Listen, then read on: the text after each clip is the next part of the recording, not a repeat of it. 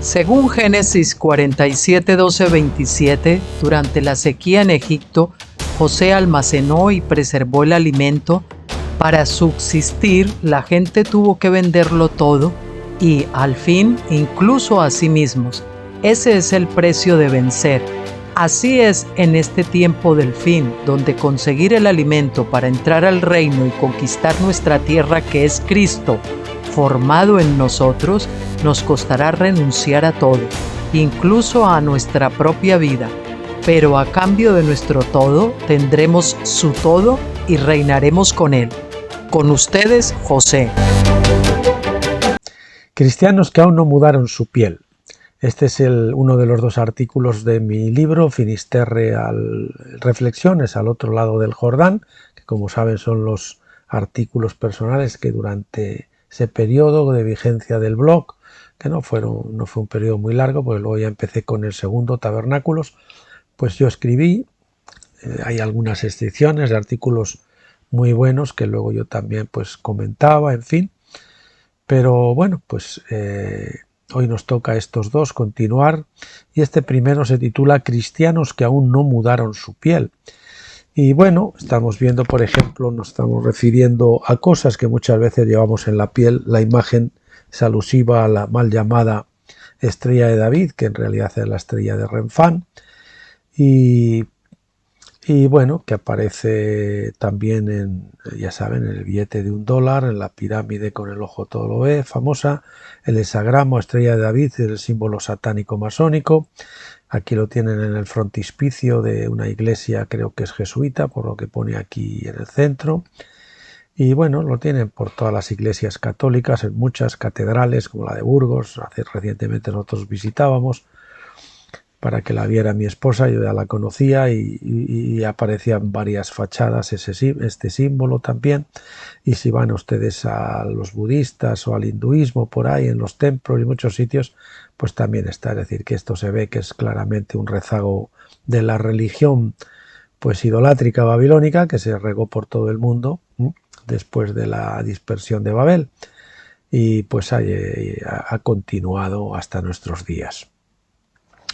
Bien, el título es debido a una anécdota muy bonita que simboliza un poquito nuestro muda de piel, es decir, mudarnos el viejo hombre y ponernos el nuevo hombre.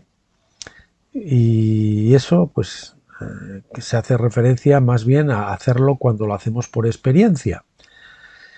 Es decir, cuando se cumple y se hace una realidad de nuestra vida y cómo ocurre. Y este es un ejemplo pues que alude muy bien y explica muy bien es una metáfora muy buena de esa muerte del viejo hombre y ser revestidos del nuevo hombre. Cuando la serpiente le llega el momento de mudar su piel, es decir, cuando llegamos a una etapa de madurez ya, cuando nos llega el tiempo, se desliza entre las grietas de las rocas, ¿no? Se mete ahí entre las, como haríamos, se mete pues así entre las grietas, pasa por entre la grieta, de un lado al otro, la atraviesa, y utiliza ese roce entre las paredes de las rocas, utiliza esa apertura para poder deshacer de su viejo vestido y dar lugar al nuevo, es decir, de su vieja piel y dar lugar a la nueva. Y bueno, pues así mismo nosotros somos conducidos a través de ese camino estrecho, a través de las tribulaciones, a través de los rozamientos, siguiendo la metáfora, hasta que esa piel se nos desprende completamente y nos deshacemos de la vieja piel y nos ponemos la nueva. Y continúa diciendo: solo el nuevo vestido, el nuevo hombre, sin mancha ni arruga ni remiendos de otro viejo vestido, satisface a nuestro Padre. El resto pues tiene más o menos corrupción de diferentes formas y tiene que ser desechado. Triste y lamentable, pero esta es la realidad del cristianismo babilónico, humanista, laodicense, denominacional, religioso, incircunciso, leudado por la gran ramera babilónica. Vamos a poner aquí, en vez de no circuncidado, incircunciso, incircunciso, así. Leudado por la gran ramera babilónica, la católica mujer que escondió levadura en 3 medidas de harina hasta que todo fue leudado. Mateo 13:33, que la cristiandad, bueno, las iglesias Apocalipsis pasan de las primeras, Éfeso, Esmirna, hasta luego viene la católica, una sustituye a la otra, pero luego cuando llega Tiatira, que es la católica, esas 4 que continúan ella y las 3 que le continúan o que vienen de ahí, pues llegan hasta el final de nuestros tiempos. Digamos que Tiatira pues es la católica, de ahí nace con la reforma protestante de Lutero Sardis, de Sardis nace Filadelfia, de Filadelfia nace la Odisea. Y esas llegan aquí hasta nuestros días. Pero la verdad es que todas tienen la levadura de esa ramera, de esa mama ramera, pues al final ha proliferado en todas las iglesias, y excepto una iglesia que es Filadelfia, pues la inmensa mayoría, que representa la puridad, ¿no?, de la posición completa en Jerusalén, ¿no?, del salir del cautiverio y el regreso completo a Jerusalén, pues todas tienen sus más o menos medidas de levaduras, y la masa, pues en estos tiempos que estamos viviendo, especialmente en la Odisea, vemos que ha leudado completamente pues todo, ¿no? Bien, cuán sibilina y astuta ramera fue necesaria para pervertir y producir innúmeras ramerillas, y esto sin que ellas mismas fueran conscientes de que quien las violaba y prostituía era su misma madre. Fueron amamantadas, criadas y abusadas entre sus amplias y generosas faldas. Algunas, por cierto, las faldas que está levantando en este momento, las faldas babilónicas, está levantando en este momento el Señor, y aireando sus oscuros misterios y cosas así, ¿verdad? Algunas crecieron y no soportaron la hediondez de tal oscuro y putrefacto cobijo, quisieron escapar de allá. Entre ellas las más osadas huyeron hasta las mismas fronteras de sus dominios, pero lástima que nunca llegaran a cruzarlas completamente. ¿Cómo lo sabe?, me pregunta. Pues porque en su equipaje, en su ropa, aún en su misma piel, todavía llevan impreso a fuego el logotipo o hierro de su mamá y de su dueño, o los logotipos o diferentes marcas, ¿verdad? Satanás, maestro del disfraz, tiene tantos hierros de marcar como se quiera, casi tantos como ombligos. Denominaciones, cruces, pececitos, hexagramas, prácticas rituales, tradiciones humanas y paganas, tradiciones humanas paganas, navidades o saturnalias, semanas santas, la televisión. Debemos, ahí pongo entre paréntesis, debemos sacar la televisión mundana de nuestras casas y el mundo de nuestras televisiones cristianas, porque también hay televisiones cristianas, digamos entre copillas, donde el mundo se ha metido hasta la cocina. Bueno, ahí está Hollywood, la Champions, las Olimpiadas, su nombre, por cierto, viene de los dioses del Olimpo, como ya sabrán. En fin, todas ese tipo de cosas. El diablo nos ha hecho creer que esos son hierros de Jesucristo, que una marca de nada aquí o allá no tiene importancia. A él no le importa, con tal que nos vayamos, con tal que no vayamos más lejos, con tal que dejemos al menos una pezuña en su territorio. Incluso no le importa que nos marchemos, con tal que no pasemos del desierto y crucemos el Jordán. Éxodo 8:28 dice así: dijo Faraón, yo os dejaré ir para que ofrezcáis sacrificios a Yahvé vuestro Dios en el desierto. Y fíjense que dice con tal que no vayáis más lejos, orad por mí. Ya sabe, al final la pugna de Moisés con Faraón y las plagas y todo eso, al final Faraón claudicó, bueno, en este caso todavía no, pero dijo que le dejaría ir con tal que no se vayan muy lejos. Así nos ha pasado pues a muchos cristianos que de alguna forma no nos han ido muy lejos de la mamá católica, ¿verdad? Éxodo 10:26, nuestros ganados irán también con nosotros, no quedará ni una pezuña, porque de ellos hemos de tomar para servir a Yahvé nuestro Dios, y no sabemos con qué hemos de servir a Yahvé hasta que lleguemos ahí. Tenemos que salir de Egipto y no dejar allí ni una pezuña, nada, un pececito, una crucecita, celebrar las navidades con su abeto, etc. Esas cosas son solo algo externo, no es para tomárselo tan a pecho, me dice usted. Sí, claro, pero el problema estriba en que si se está marcado con algunos de sus hierros, lo que es un reflejo de un corazón aún no completamente purificado, el dueño de ese hierro, de esa marca, de ese logo, de alguna forma sigue teniendo derechos legales sobre su propiedad y Yahvé los reconoce y no tomará nada inmundo para sí. Y si Dios no lo puede tomar, ¿quién cree usted que lo tiene tomado?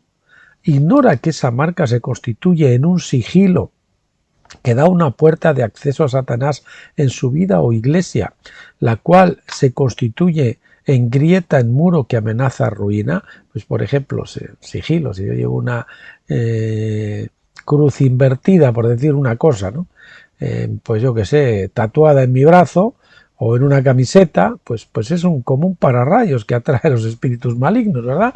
Es un sigilo, ¿eh? Ese es un sigilo, es una puerta de entrada, una avenida por donde las fuerzas del mal están autorizadas a entrar y poder operar en nuestro alrededor y a veces en nuestro interior. Permaneciendo en Babilonia, ya sea con una sola pezuña, un lugarcito alto por aquí o por allí, un arbolito frondoso más allá, una obrita muerta acullá, eso sí, para el Señor. Nos hace inmundos y contaminará todo lo que le ofrezcamos. Ageo 2.13 dice, y dijo Ageo, si un inmundo a causa del cuerpo muerto tocare alguna cosa de estas, será inmunda. Y respondieron los sacerdotes y dijeron, inmunda será, lógicamente. Definitivamente no podemos sacrificar a Yahvé desde Babilonia, eso es lo que tenemos que entender, que tenemos que salir de allí. Podían cantar los ancianos en Babilonia las canciones alegres de Jerusalén, Salmo 137. ¿Hubiérase sentado Nehemías ayunando y enlutado si los muros de Jerusalén no hubieran estado derribados y sus puertas quemadas a fuego?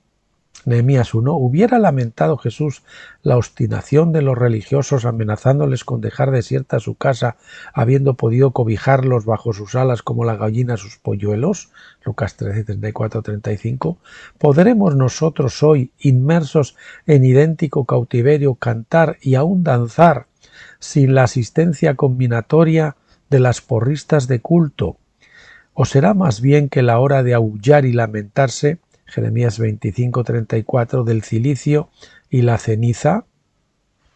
¿No es esa hora de lamentarse de cilicio y la ceniza en vez de las porristas de culto? ¿Saben a qué me refiero, no?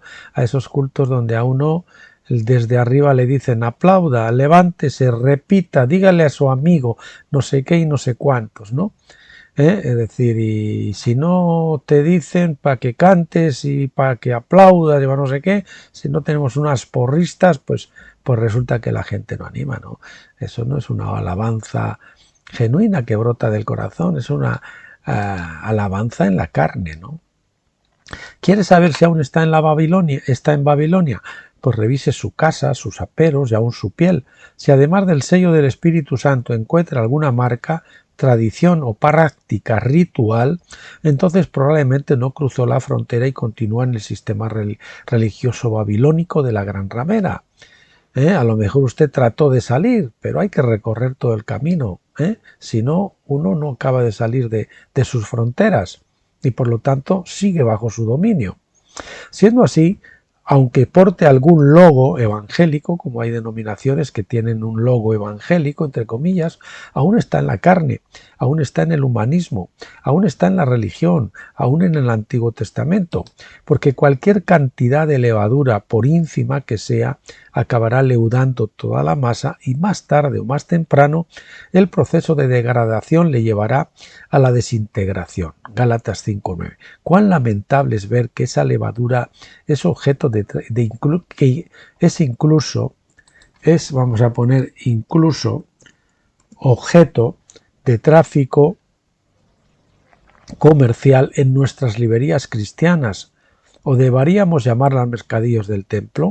Me recuerdo, si usted va a conferencias cristianas, a ver, lo primero que tiene delante cuando entra en el hall es todo un mercadillo donde le venden todo tipo de artilugios, de cruces, de no sé qué, de lo otro, de versiculitos, de letreros, de no sé qué, de no sé cuántos, con el objeto de recaudar para la obra.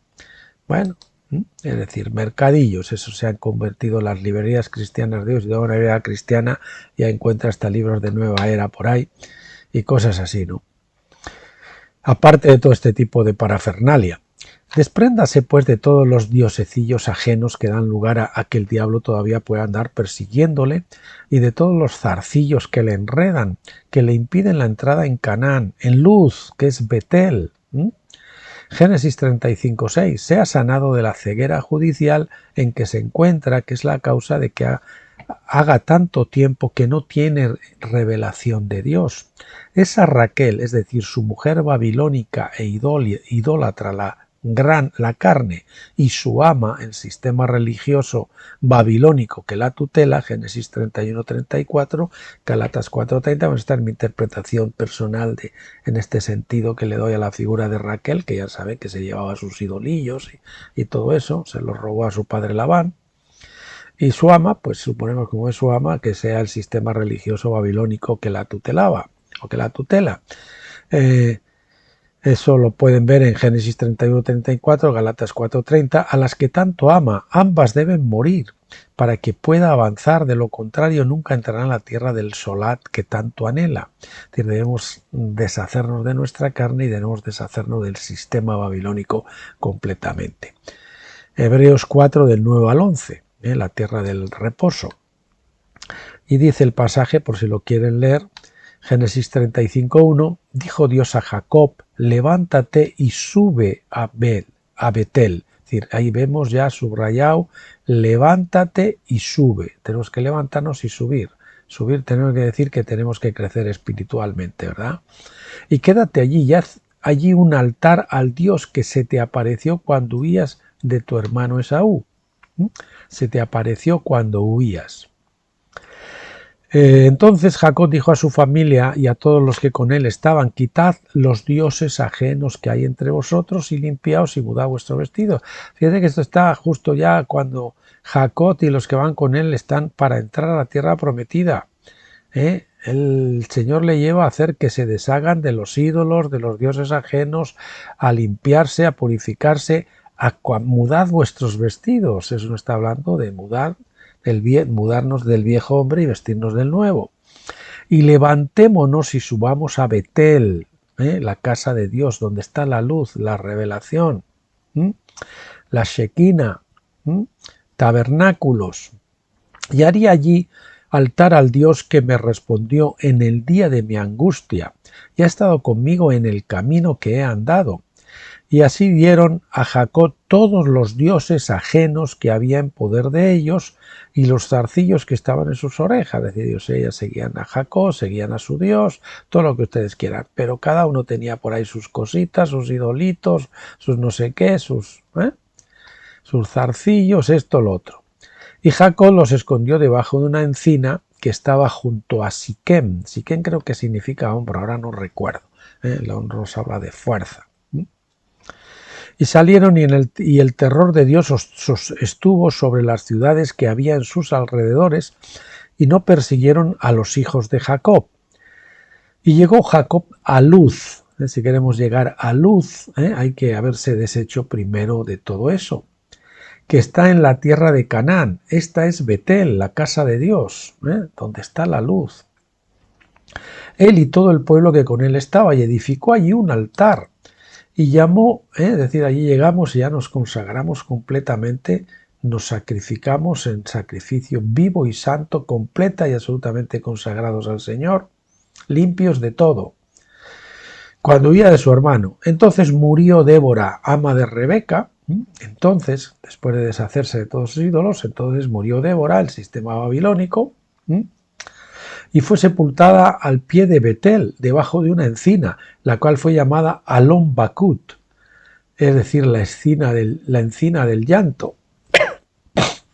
Apareció otra vez a Jacob cuando había vuelto de Padán Aram, o sea, él había vuelto, otra vez la palabra volver, de Padán Aram, y le bendijo. Y le dijo Dios, tu nombre es Jacob, no se llamará más tu nombre Jacob, sino Israel será tu nombre. Es decir, hasta que estamos en la carne y no nos desprendemos de ella, todavía somos Jacob, el suplantador, el manipulador, de las personas que le rodean, de las circunstancias, el que trata de hacer su voluntad, de salirse siempre con la suya y de que todos le bailen el agua y le apoyen para conseguir lo que él quiere. Y le dijo Dios, tu nombre es Jacob, no se llamará más tu nombre Jacob, sino Israel, que ya saben que quiere decir que Dios es soberano, que Dios reina. Él es un príncipe de Dios, pero que gobierna bajo Dios. O sea, que el que tiene la soberanía es Dios. Él tiene autoridad delegada, pero no soberanía. Sino Israel será tu nombre. Ahí es cuando realmente morimos y nos salimos del sistema babilónico, que nos convertimos realmente en príncipes de Dios. Entendemos la soberanía de Dios y entendemos de una vez que Dios hace lo que quiere, como quiere y cuando quiere, y que nosotros solo tenemos que decir amén y someternos. Es decir, nuestra voluntad muere porque se une a la suya y se abraza a la suya. Ya no hay dos voluntades, sino una sola. Ya no es tratar de decirle a Dios que haga lo que nosotros queremos, sino nosotros tratar de entender lo que Dios quiere hacer y secundarle, seguirle en su camino, en sus iniciativas. Nosotros ya dejamos de tomar iniciativas y ahora solo es el Señor. Solo hacemos lo que vemos que hace el Padre, solo hablamos lo que oímos hablar el Padre, como decía Jesús. Yo solo hago las obras del Padre. Y llamó su nombre Israel. Y también le dijo Dios, yo soy el Dios omnipotente, crece y multiplícate. Ahora sí que podemos crecer y multiplicarnos. Ya Cristo ahora ha sido formado en nosotros, el nuevo hombre, pero tiene que crecer y hacerse mayor hasta la estatura de la madurez, de la plena filiación. Y entonces es cuando uno puede, a través del ministerio, que ahora es un ministerio en resurrección, puede multiplicarse, puede tener descendencia espiritual, ya no engendrar moabitas o amonitas o cualquier otro tipo de cosa que se puede parecer a Isaac, pero que no son Isaac, ¿verdad? Una nación y conjunto de naciones procederán de ti, y reyes saldrán de tus lomos. La tierra que he dado a Abraham y a Isaac te la daré a ti, y a tus descendencias después de ti daré la tierra. Y se fue de él Dios del lugar en donde había hablado con él. Y Jacob, digo aquí todavía era Jacob a pesar de lo dicho en el versículo 10, erigió una señal en el lugar donde había hablado con él, una señal de piedra, la piedra nos habla de Cristo, y derramó sobre ella libación, aceite, y echó sobre ella aceite. Y llamó Jacob el nombre de aquel lugar donde Dios había hablado con él, Betel. Después partieron de Betel y había aún como media legua para llegar a Éfrata, cuando dio a luz Raquel y hubo trabajo en su parto. Y aconteció, como había trabajo en su parto, que le dijo la ramera, la partera, no temas que también tendrás este hijo.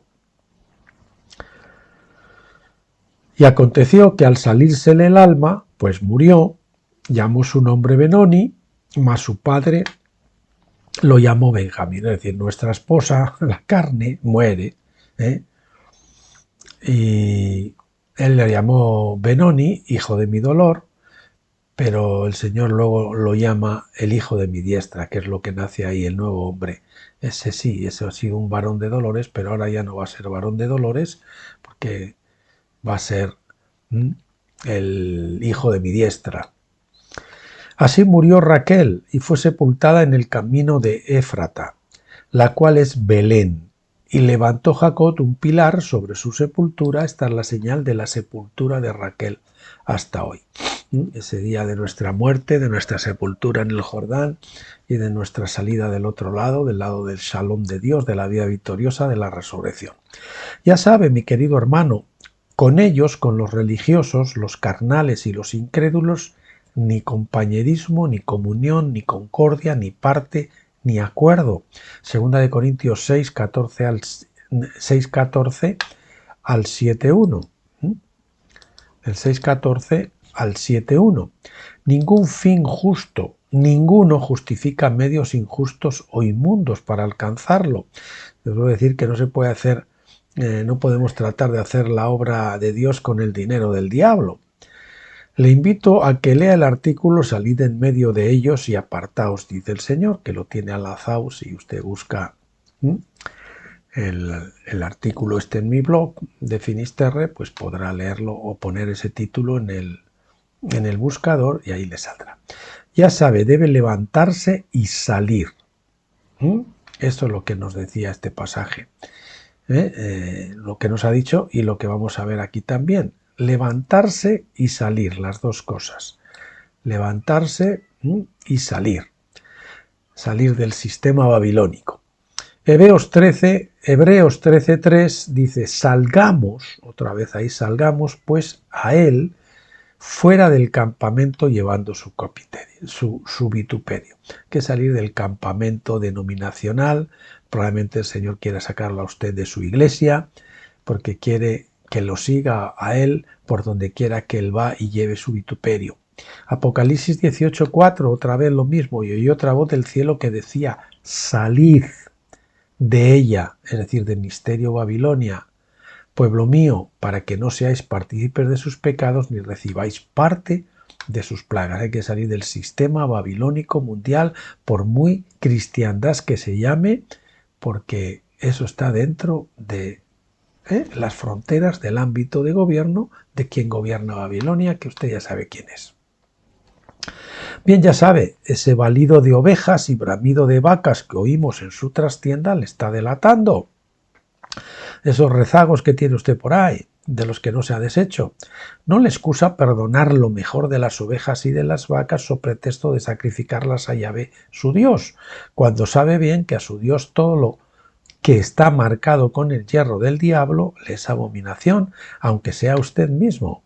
Primera de Samuel 15, del 14 al 15. Por tanto, deberá mudar su piel, Jeremías 13:23, para que en esa piel vieja se queden todas las marcas de los hierros extraños de la bestia y vestirse de la nueva piel de justicia y santidad que Dios le está ofreciendo desde hace mucho tiempo, Efesios 4, del 22 al 24. Entonces podrá recibir en su frente el sello de hierro candente del Dios vivo, Apocalipsis 7:3, reservado a los que no se contaminaron con mujeres babilónicas y siguen al Cordero por donde quiera que va.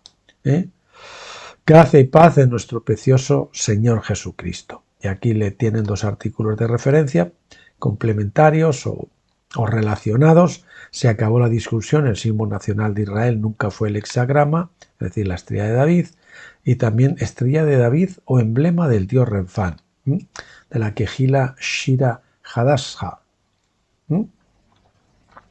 Bien, y comenzamos con otro. Hay que ver ricos asados de cordero, y el artículo se titula Abundante mesa de Nehemías en Jerusalén, la abundante mesa versus el pan del gobernador de Babilonia. Bien, en este caso, pues yo interpretaba aquí pues el pan del gobernador de Babilonia como el pan que reciben de las instituciones babilónicas, de los gobiernos, de los estados, de los ayuntamientos, las denominaciones y las iglesias cristianas, que los atan al sistema, lógicamente, y los esclavizan al sistema, más que al pan del gobernador, que como veremos el texto de Nehemías, como gobernador, realmente él no quería cobrar sus impuestos que le correspondían como gobernador, porque ese pueblo ya estaba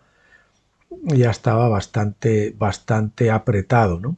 Entonces él decidió servirles a ellos y suministrarles a ellos en lugar de que ellos les sirvieran. Ese es el siervo, el que está para repartir más que para recibir.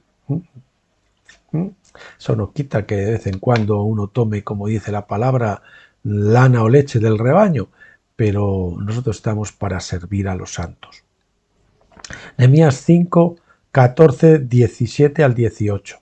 También desde el día que me mandó el rey fue que fuese gobernador de ellos en la tierra de Judá desde el año 20 del rey Artajerjes hasta el año 32, 12 años, ni yo ni mis hermanos comimos el pan del gobernador. Además, 150 judíos y oficiales y los que venían de las naciones que había alrededor de nosotros estaban a mi mesa. Es decir, él estaba, digamos, él es el que estaba alimentándolos, apacentándolos. Ya sabes, Pedro apacienta mis corderos. Y lo que se preparaba para cada día era un buey y 6 ovejas escogidas. También eran preparadas para mí aves. Y cada 10 días vino cada 10 días vino en toda abundancia.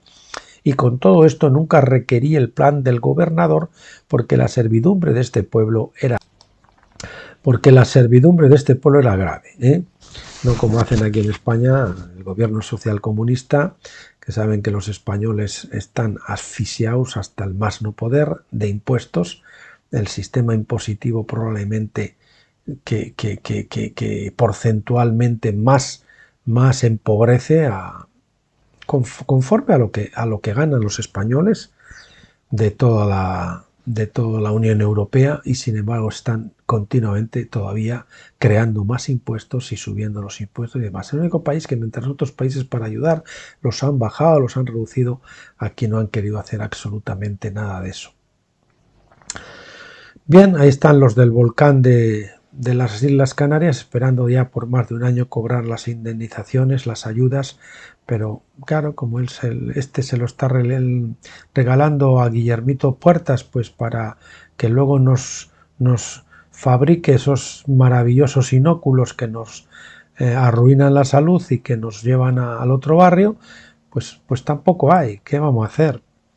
Bien, ¿por qué el pueblo de Dios se empeña en sentarse bajo la mesa de Babilonia a recoger las migajas que deja caer el sistema mundial a través de sus instituciones, organismos públicos y empresas transnacionales, o lo que es mucho peor, de su sistema sociohumanitario caritativo religioso, cuando debiera sentarse a la sobreabundante mesa de Nehemías, que es Cristo en Jerusalén, tipo de Cristo en este caso? Las dos porciones de Deuteronomio que señalamos a continuación tal vez puedan arrojar cierta luz al respecto. Deuteronomio 28, que ya saben que es el título que viene en la Reina Valera, es las bendiciones de la obediencia. Dice así: acontecerá que si oyeres atentamente la voz de Yahvé, tu Dios, para guardar y poner por obra todos sus mandamientos, que yo te prescribo hoy, también Yahvé tu Dios te exaltará sobre todas las naciones de la tierra, y vendrán sobre ti todas estas bendiciones y te alcanzarán si oyeres la voz de Yahvé tu Dios. Esa es la condición. Y para oír la voz de Dios es preceptivo que nos acercamos lo suficientemente a Él para poder escuchar el silbo apacible. Y también, como Él es fuego consumidor, nuestra carne va a ser consumida completamente. Bendito serás tú en la ciudad y bendito tú en el campo, bendito el fruto de tu vientre, el fruto de tu tierra, el fruto de tus bestias, la cría de tus vacas y los rebaños de tus ovejas. Bendita serán tu canasta y tu artesa de amasar, bendito serás en tu entrar y bendito en tu salir. Yahvé derrotará tus enemigos que se levantaren contra ti. Por un camino saldrán contra ti y por 7 caminos subirán de delante de ti. Yahvé te enviará su bendición sobre tus graneros, sobre todo aquello que pusieres tu mano, y te bendecirá en la tierra que Yahvé tu Dios te da. Te confirmará Yahvé por el pueblo santo suyo, como te lo ha jurado, cuando guardares los mandamientos de Yahvé tu Dios y anduvieres en sus caminos, y verán todos los pueblos de la tierra que el nombre de Yahvé es invocado sobre ti, y te temerán. Y te hará Yahvé sobreabundar en bienes, en el fruto de tu vientre, en el fruto de tu bestia, en el fruto de tu tierra, en el país que Yahvé juró a tus padres que te había de dar. Esa es la tierra prometida, Cristo formado en nosotros. Te abrirá Yahvé su buen tesoro, el cielo, para enviar la lluvia a tu tierra en su tiempo y para bendecir toda obra de tus manos. Y como dice uno, las bendiciones te alcanzarán, dice aquí, ¿verdad? No tenemos que ir a buscarlas, ellas nos alcanzan, nos persiguen. Y prestarás a muchas naciones y tú no pedirás prestado. Te pondrá Yahvé por cabeza y no por cola, y estarás encima solamente y no estarás debajo. Si otra vez, tercera vez, si obedecieres los mandamientos de Yahvé tu Dios que yo te ordeno hoy, para que los guardes y cumplas. Y si no te apartares de todas las palabras que yo te mando hoy, ni a diestra ni a siniestra, para ir tras dioses ajenos y serviles. Ya saben ustedes, en el desierto difícilmente o raramente vamos a ser prosperados. Todo lo contrario. El Señor nos tiene que llevar más bien al nivel de subsistencia para que entendamos de dónde viene la provisión por experiencia. Pero después, cuando ya cruzamos al otro lado, cuando le oímos su voz, cuando realmente le estamos obedeciendo completamente, Él gradualmente empieza a abrir su mano y nos va llevando de un lugar espacioso a otro lugar espacioso mayor, a otro lugar espacioso mayor, a otro lugar espacioso mayor. Conforme prosperan nuestras almas, así somos prosperados. Y en el momento en que ya esas bendiciones, esa prosperidad no va a dañarnos, para que nos ensoberbezcamos, para que no pongamos, para que dejemos de poner la mirada en Él, de que es de donde viene todo, y pensemos que somos nosotros, que somos muy buenos y que estamos haciendo mucho porque somos muy listos. En fin. Bien, Deuteronomio 11, del 10 al 17, dice: la tierra a la cual entras para tomarla no es como la tierra de Egipto, de donde habéis salido, donde sembrabas tu semilla y regabas con tu pie. O sea, tú eras el que regabas con tu pie, no tenías que depender de la lluvia del cielo. Allí vivían, ya saben, en Egipto, pues el río, había unas crecidas, y en esas crecidas del río después dejaba ahí un limo, un lodo muy fértil, donde plantaban y tenían unas cosechas, no sé si tenían 2 o 3 cosechas al año, o 4, no sé cuántas tenían allí, de cereales y de otras cosas. Y además tenían tierras de regadío, donde plantaban sus cebollas, sus puerros, sus ajos, todas esas cosas que dice también la Escritura, y que ellos echaban de menos cuando estaban en el desierto. Pero pues era muy fácil, al fin y al cabo, ¿no? Cogían y regaban con su pie. Bueno, tenían que trabajar para hacerlo, ¿no? Y para que el agua fuese de este surco a este otro surco, tenían que usar el pie, ¿no? Lo hacían con tu pie, por eso quiere decir, creo que se refiere a eso. Bien, la tierra a la cual pasas para tomarla es la tierra de montes y de vegas que bebe las aguas de lluvia del cielo. Aquí ya no es un río que pasa por ahí y como que lo tienes ahí y tal, Aquí ahora, para que llueva, tienes que depender del Señor. Ya no es en tus fuerzas, tienes que portarte bien con Él, tienes que andar bien, ¿verdad? Tienes que obedecerle, escuchar su voz. Y entonces Él te va a ir dando lluvia, tierra de la cual Yahvé tu Dios cuida. Siempre están sobre ella los ojos de Yahvé tu Dios desde el principio del año hasta el fin. Otra vez más, si obedecieres cuidadosamente mis mandamientos que yo os prescribo hoy, amando a Yahvé vuestro Dios y sirviéndole con todo vuestro corazón y con toda vuestra alma, yo daré la lluvia de vuestra tierra a su tiempo, la temprana y la tardía, y recogerás tu grano, tu vino y tu aceite. Daré también hierba en tu campo para tus ganados, y comerás y te saciarás. Ayer mismo comentaba mi mujer que Dios es un Dios pródigo en dar. Él realmente es derrochador, es sobreabundante, las cosechas, los árboles, la fruta, hasta el punto que tú ves muchas cosas por ahí y dices, ni lo acabas de poder comer y alguno se pudre o incluso queda para los pájaros, los animales, etcétera, etcétera. Pero Dios es sobreabundante. Guardaos, pues, que vuestro corazón no se infatúe y os apartéis y sirváis a dioses ajenos y os inclinéis a ellos y se encienda el furor de Yahvé sobre vosotros. Ese es el peligro también de la prosperidad. Y cierre los cielos y no haya lluvia ni la tierra de su fruto. Y perezcáis pronto de la buena tierra que os da Yahvé. Es decir que hay que estar vigilantes y no dejarnos envanecer ni ensoberbecer, reconociendo siempre que nuestro auxilio viene del Señor que hizo los cielos y la tierra, y que alzamos los ojos a los montes, es decir, a la altura, a Él, para buscar nuestro socorro. No a Egipto, ni a nuestros propios esfuerzos, ni esas cosas. La vida en Egipto, bueno, vamos a comentar un poquito ese pasaje. La vida en Egipto, en la carne, no requiere confiar en Dios ni obedecerle. En Egipto, junto al río Nilo, aquí vemos al río, vamos a comparar el río con la lluvia, nosotros regábamos cuando queríamos, moviendo el surco con nuestro pie para dejar pasar el agua aquí o allá. Pero arriba en la montaña, si uno quiere lluvia del cielo, tiene que arrodillarse ante el altar, llevar una vida de obediencia, alejarse de los ídolos y amar con todo el ser al Creador y Sustentador, Yahvé Jireh. Qué triste que el pueblo de Dios vez tras vez prefiera el trabajo duro. Hay muchos, algunos están atados por no querer trabajar y otros están atados por trabajar. Así es la desgracia, ¿no? De extraer el agua en los ríos de Egipto con las propias fuerzas, que descansar, el trabajo duro de extraer el agua con los ríos de Egipto, con las propias fuerzas.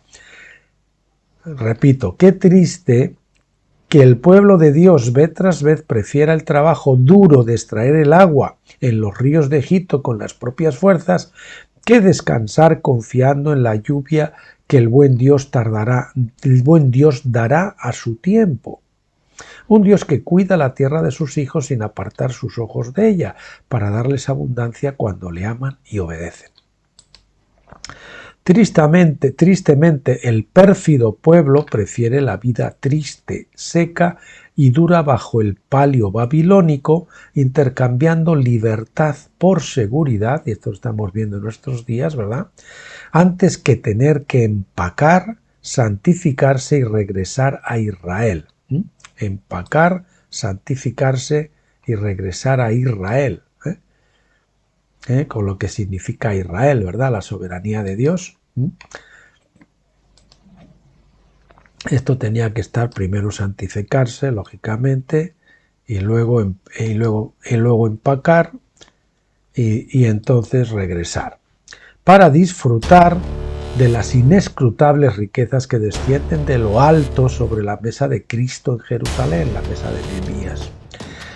Bien, queridos amigos y hermanos, pues aquí nos quedamos en el día de hoy y mañana, Dios mediante, pues continuaremos con el estudio de Apocalipsis si no hay novedades. Hasta entonces les dejo en las manos del Señor, que Él siempre nos bendice.